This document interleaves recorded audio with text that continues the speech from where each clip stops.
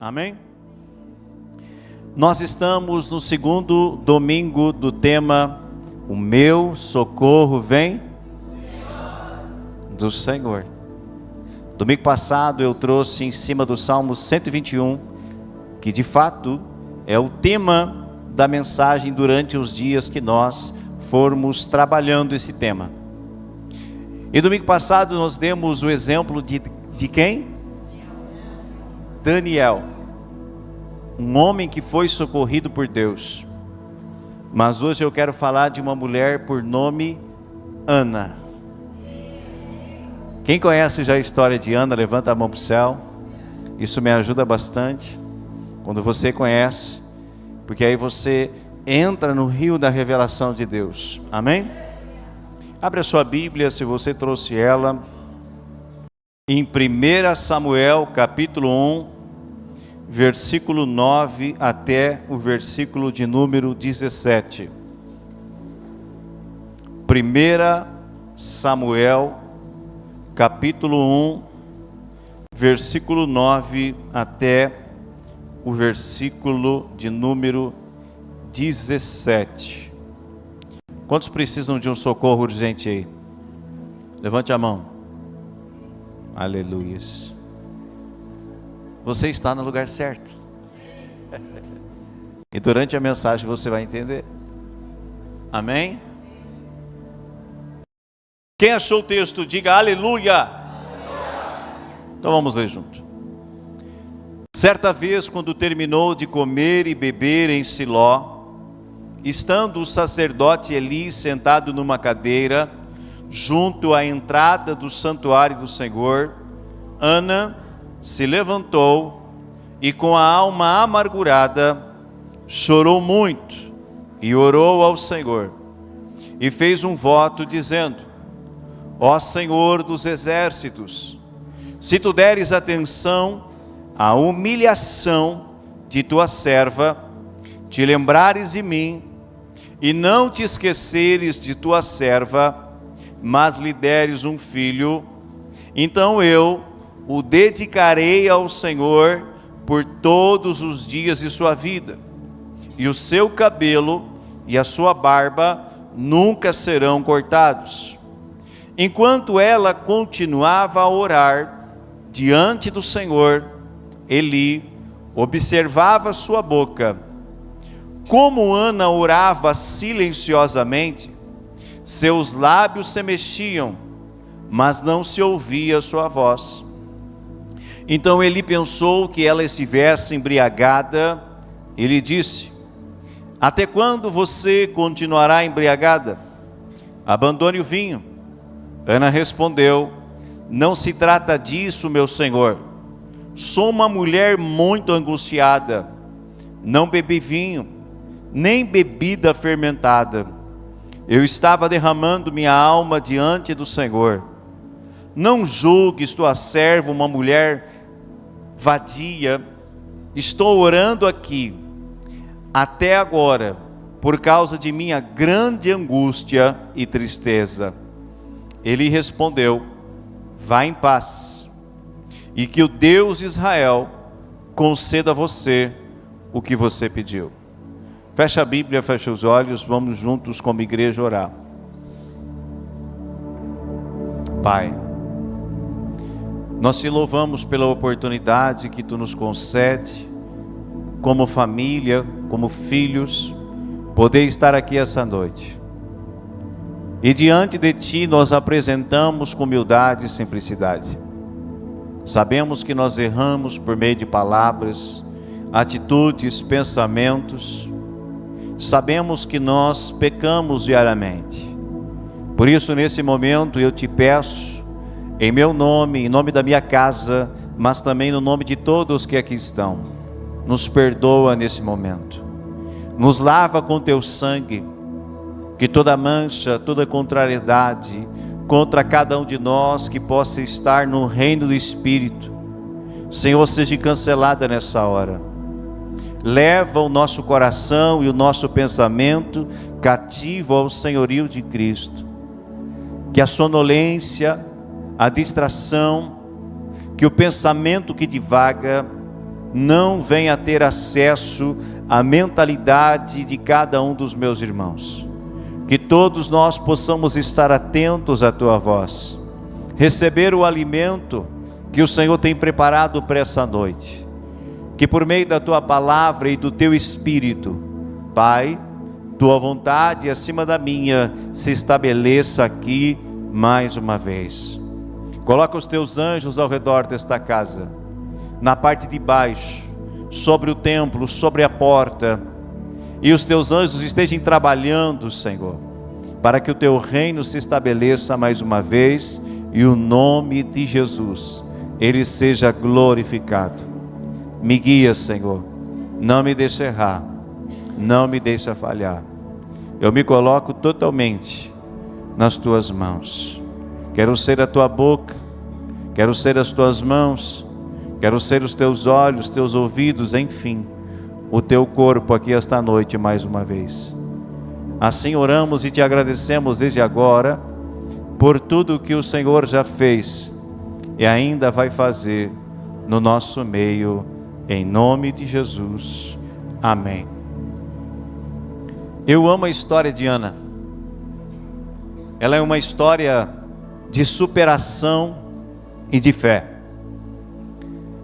E ela também nos inspirou, a mim e a minha esposa, durante muito tempo. Porque assim como Ana, minha esposa, ela teve dificuldade de engravidar. E quando nós lemos e conhecemos essa história dessa mulher, e nós vemos que o Senhor ali abençoou e socorreu ela, o nosso coração se fortaleceu e se encheu de esperança. Porque vemos que o Senhor, ele pode fazer qualquer coisa. Então, essa história dela me inspira. E inspira também aqueles que ouvem, pois é a palavra de Deus. Ana era casada, e o nome do seu esposo era Eucana.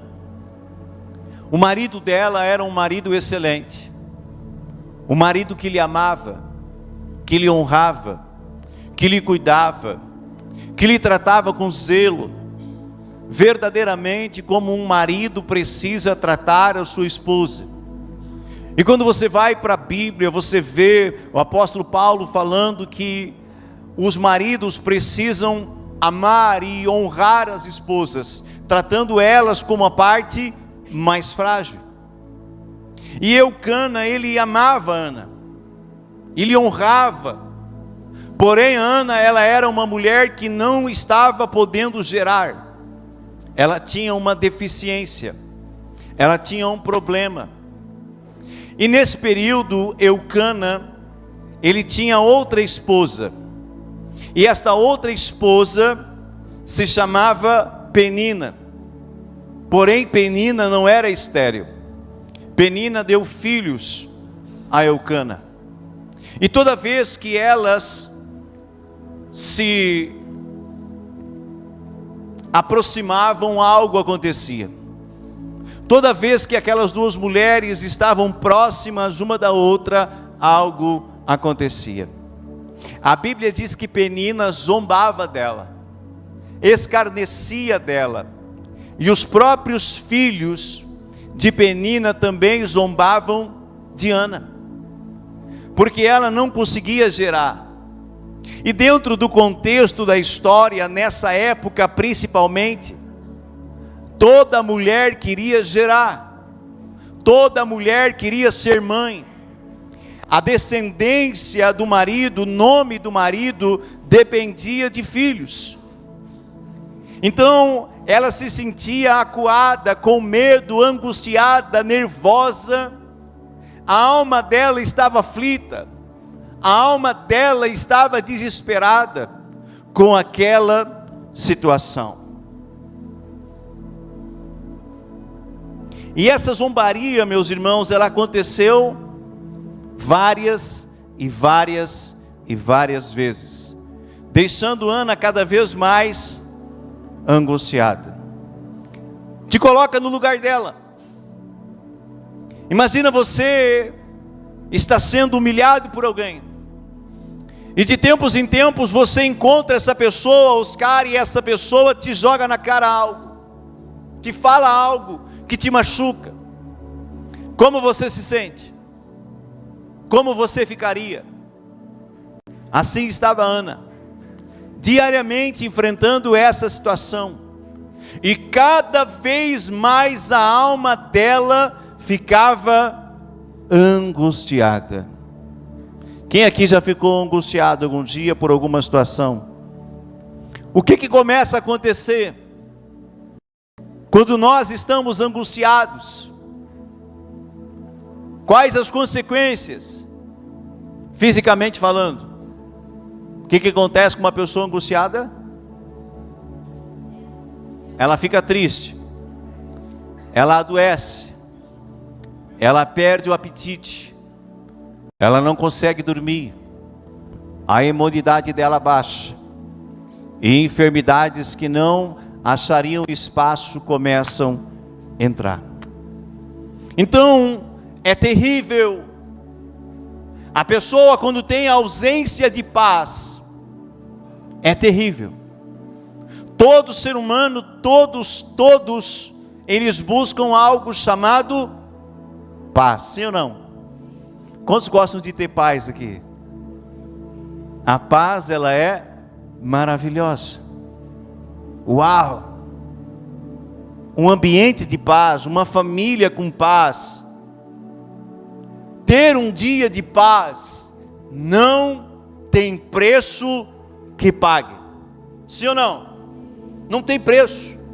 Não tem dinheiro que pague você poder deitar e dormir. Eu acredito que Ana deve ter deitado a cabeça no travesseiro várias noites e não ter conseguido dormir. Quem aqui alguma vez já deitou a cabeça no travesseiro e não dormiu? Uau! Rolou a noite inteira. E aquele problema toda hora batia. É ou não é verdade? Quando nós estamos ocupados, trabalhando, estudando, quando nós estamos nas atividades do nosso dia a dia, nós até pensamos no problema, sim ou não? Mas parece que ele não é tão grande. Mas quando nós deitamos e tudo silencia, as vozes silenciam, o mundo silencia, porque a noite ela foi feita para dormir, descansar. É o pior momento para quem está angustiado, é a noite. A grande vontade é que esta pessoa que está assim, ela quer que a noite passe rápido, porque ela não consegue dormir. Aquele problema se levanta de uma forma tão intensa, que às vezes até toma remédio, ouça-me, e não consegue dormir. Quem está aqui? Foram muitas noites em claro, sem dormir, aflita. A aflição é como a ferrugem. A ferrugem ela vai consumindo um pedaço de metal vagarosamente.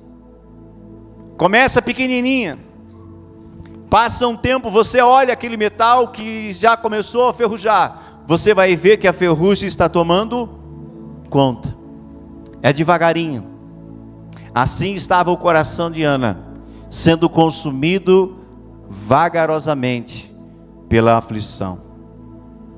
Assim ela estava, vagarosamente, morrendo aos pouquinhos, triste, aflita, solitária muitas vezes se sentia, vendo Penina, vendo os filhos de Penina. Por mais que o seu marido lhe amasse, lhe honrasse, ela era uma mulher incompleta, porque lhe faltava algo. O seu problema era humanamente impossível de ser resolvido. Quantos aqui já enfrentaram problemas humanamente impossíveis de serem resolvidos? Levante a mão para o céu. Então Ana precisava de quê? Ana precisava do quê? Diga, de um milagre. De um milagre. Quem é especialista em milagre, irmãos? Quem? Jesus, o Senhor. Aquilo que é impossível para o homem é possível para Deus. Eu quero que você aplauda bem forte o nome dele.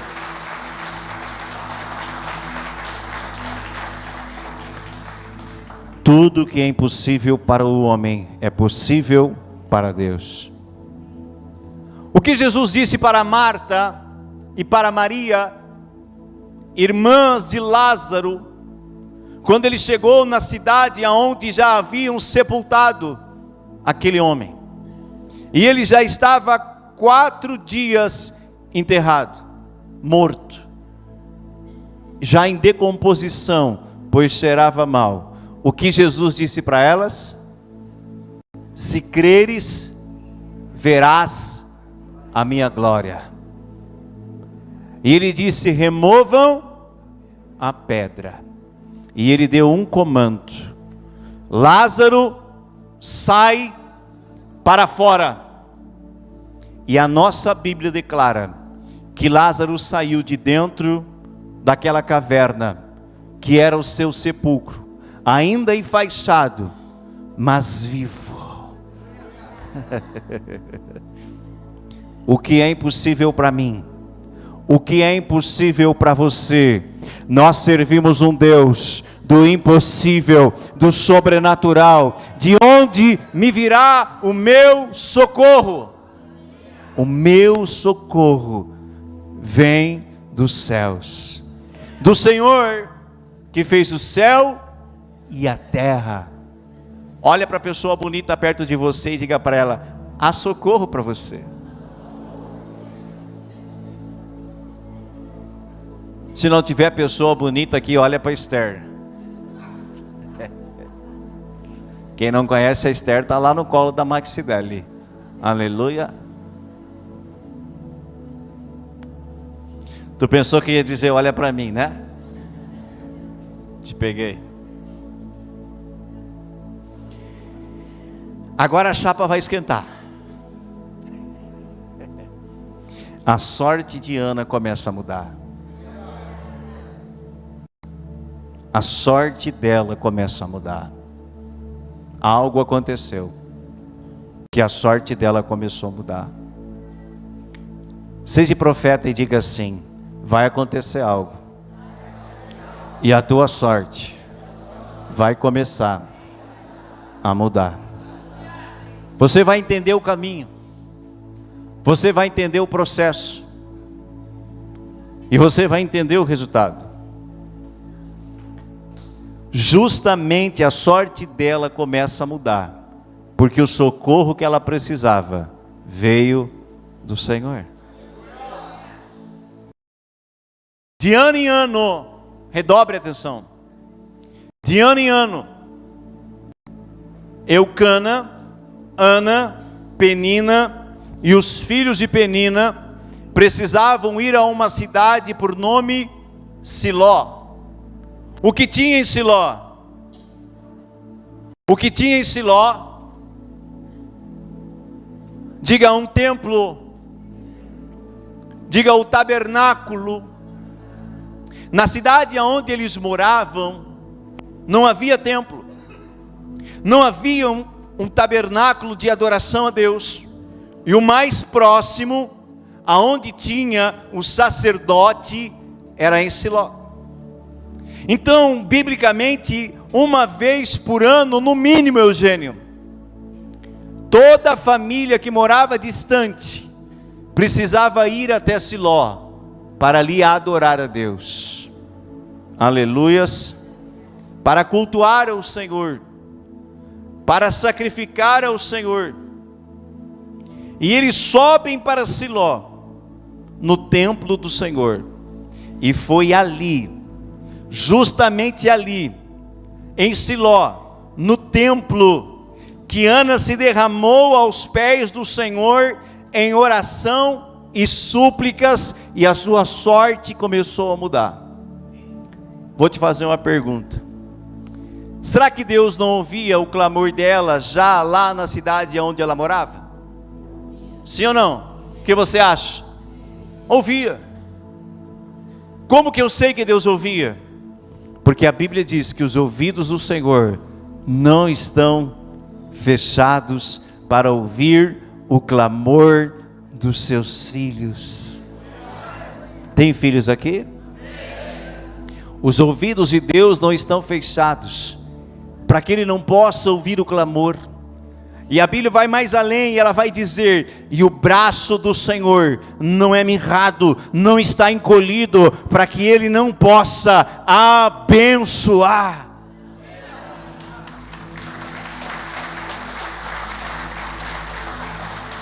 Ouvidos abertos e mão estendida, é assim que o nosso Senhor está, pronto para nos socorrer, pronto para mudar a nossa história, pronto para nos socorrer nos momentos mais difíceis da nossa história. Mas por que foi ali, em Siló, que a sorte dela começou a mudar? Você vai entender. Primeiro, porque ela teve uma atitude. Ana, ela se aproxima do templo, e a Bíblia diz, nós lemos juntos, que o sacerdote, ele estava sentado do lado de fora. Não era um momento de adoração, não era um momento de culto, não era um momento de sacrifício, não era um momento onde o povo ia ao templo, era um momento, vamos dizer assim, de intervalo. O próprio sacerdote estava do lado de fora, tendo um momento de descanso. Mas quem aparece ali? Ana. E a atitude dela foi totalmente diferente. A Bíblia diz que Ana se prostra diante de Deus, e ela começou a derramar o coração dela em oração a Deus. A Bíblia vai dizer que aqueles que querem encontrar a Deus, e Deus quer ser revelado, aqueles que querem encontrar a Deus, precisam buscar a Deus de qual maneira? Me buscai, e me encontrareis, quando me buscares de todo o vosso coração. Ana não estava ali buscando ao Senhor naquele momento de qualquer maneira. Ela estava ali, querido, buscando ao Senhor com todas as suas forças. E o que aconteceu com ela? Deus ouviu Ana. Quanto tempo ela ficou ali? Eu não sei. Mas eu sei que não foi uma oração de 1 minuto. Não. Ela ficou ali, prostrada. Ela ficou ali rendida. E a Bíblia diz que é um coração contrito, a um espírito quebrantado, Deus não rejeita. Como é que está o teu coração? Como é que está a tua postura, a tua atitude diante de Deus? Tem buscado Ele de qualquer maneira? Ou você tem buscado Ele com paixão, com intensidade, de todo o teu coração? A sorte dela começou a mudar ali, quando ela decidiu buscar o Deus de uma forma diferente. Ele olha para ela e vê apenas os lábios mexendo, porque ela estava orando silenciosamente, a Bíblia diz. E ele olha para ela e julga ela, e ele libera as palavras que nós lemos. Ele disse: até quando, mulher, tu ficarás aí, bêbada? Aparta-te do vinho. O que fazes aí essa hora do dia, bêbada? Mas ela, com educação, ela responde: meu Senhor, eu não sou uma mulher desse tipo de mulher que o Senhor está pensando. Eu não sou uma mulher dada ao vinho, uma mulher vadia, uma mulher alcoólatra. A minha alma está fortemente angustiada. Eu sou uma mulher aflita. Eu estou passando por coisas há anos que estão me deixando nessa situação. Ela não conta os detalhes para ele, porque ela já havia contado para quem? Para o Senhor. E aqui vem algo extremamente importante. A vitória de Ana estava chegando. O socorro de Ana veio do alto. Sim ou não? Mas primeiro precisou passar pela boca de um sacerdote. Tudo que Deus vai fazer na terra, Deus usa um sacerdote. Quantas pessoas precisam de cura, de milagre? Quantas pessoas já foram curadas? Será que ela foi curada sozinha? Como que ela recebeu a cura? Como que ela recebeu o seu milagre? Ela foi até a presença de um homem ou de uma mulher de Deus, e ali recebeu uma palavra, uma oração, ou a imposição de mãos, e ali Deus operou. Diga sacerdote. Deus, Ele honra, e Ele zela pelos sacerdotes. Eu vou te contar uma história para você entender algo muito profético, que pode destravar a sua vida ou paralisar a sua vida. Quantos querem destravar? Eu vou pregar lá em Porto Alegre essa mensagem lá. Quantos querem destravar? Quantos querem viver amarrado? Vou te ensinar uma chave. Deus é um Deus de princípio, diga princípio. Eli era um sacerdote totalmente correto? Não. Se você lê a história de Eli, ele não era um homem totalmente correto. Porque os filhos dele faziam coisas erradas dentro do templo e ele não corrigia. Mas ele era um sacerdote. Então não existe sacerdote totalmente perfeito. Olha para alguém perto de você e diga assim: tira o teu cavalinho da chuva. Vai lá e diga para ele assim: se você espera encontrar um sacerdote perfeito, você não vai encontrar. Vou te contar um segredo aqui, que não é tão segredo. Sabe qual foi o único sacerdote perfeito que passou sobre a terra? Aplauda bem forte a ele.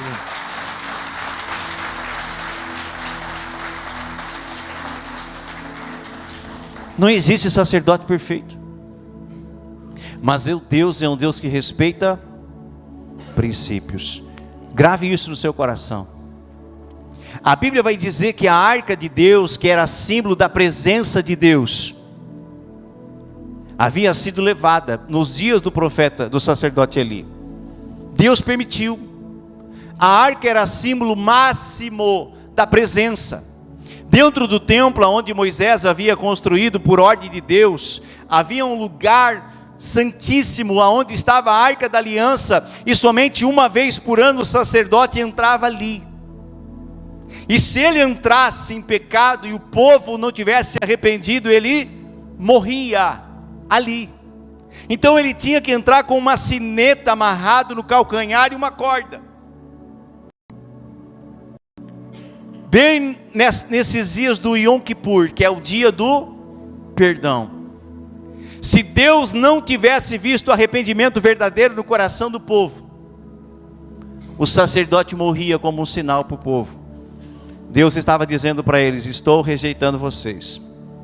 O arrependimento de vocês não foi genuíno e verdadeiro.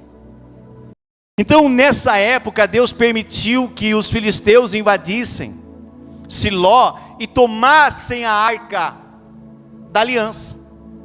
Passados uns anos, Saul se torna rei. E Saul, ele era um homem de Deus, um adorador. Tem adorador aqui essa noite? A adoração abre o céu. A adoração move os céus. A adoração traz a presença de Deus. A adoração, ela é extraordinária. E Davi então, ele tem um sonho, Cláudio. Eu vou trazer de novo para dentro de Israel a arca da aliança. E ele vai. E quando ele está chegando próximo ao templo com a arca, a Bíblia diz que ele vinha dançando na presença de Deus. Alegre, feliz, porque estava conseguindo trazer de volta a presença, a arca. Mas no palácio estava a esposa de Davi lhe olhando. A filha de Saul, Mical, estava olhando para Davi e viu Davi dançando. E ela disse para Davi: que atitude é esse, meu rei, meu esposo? Atitude de uma pessoa qualquer. Você é rei, só falta agora te deitar com as mulheres da rua. O que ela fez com Davi? Zombou e escarneceu. E Davi estava adorando a quem? Deus. Feliz, alegre. Ela não entendeu. Mas porque ela zombou de Davi. Davi carregava a unção de Deus, sim ou não? Ele era um sacerdote, ele era um rei, ele era um profeta diante dos olhos de Deus. Vou te fazer uma pergunta. Davi amaldiçoou ela? Não. Mas o que Deus fez com Mical? Fechou a madre dela. Diga ai, ai, ai. Mical ficou estéril. Não pôde dar à luz. Agora eu vou trocar em miúdos para você entender. A sua bênção, o seu milagre, vem dos céus, mas passará pela boca e pela mão de um sacerdote. Como você tem tratado o sacerdote? Quais são as palavras que você profere aos sacerdotes de Deus? Mical não teve zelo nem temor e profetizou, declarou palavras sobre ele e ficou estéril. Muitas pessoas, sem conhecer princípios, sem conhecer a palavra, às vezes eles declaram palavras e sentenças contra sacerdotes de Deus. Aí depois a vida delas tranca tudo. O que eu fiz de errado? O que está acontecendo comigo? E aí não lembra que abriu a boca para falar mal de sacerdote de Deus. Aleluia! Então eu preciso entender princípios. A Bíblia vai dizer em Oséias que o povo de Deus perece, é destruído porque lhe falta o conhecimento. Os anos passaram. Nós estamos em 2024. Você, assim como Ana, está onde essa noite?